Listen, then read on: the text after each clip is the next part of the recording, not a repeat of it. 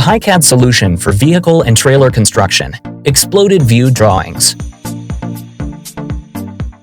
In this short video, we show you how easy it is to create exploded views for car bodies.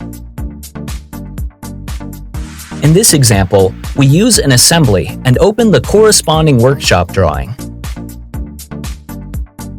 After opening it, we switch to the tab Exploded View. Then, we create an exploded view. There are several ways to create an exploded view. The first one I want to show is the function Move. I select a number of parts that I want to transform and use the function Move. In the Move function, I have to specify a direction for the movement, which is indicated with the purple arrow here. Then, I can move the selected parts to the desired position using the mouse. Of course, I can repeat this procedure for other parts.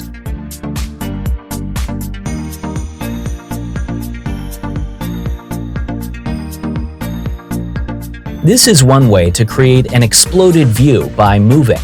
In addition, we also have the option to do this by rotation or concentricity. I want to show this last option, but first I will remove the already existing movements. Deleting can be done simply by right-clicking, followed by Delete Transformation.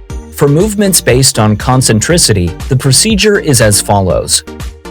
I select the desired parts and call the function.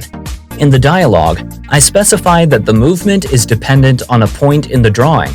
Also, I specify a distance.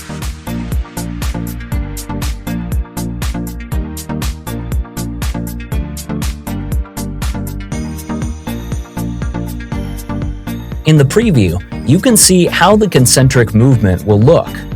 At this point, the distance can be adjusted at any time. At the moment, the parts have no mounting tracks yet.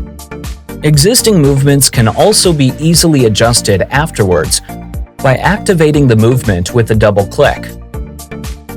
With the option at the bottom of the window, we can still add mounting tracks for all moved parts.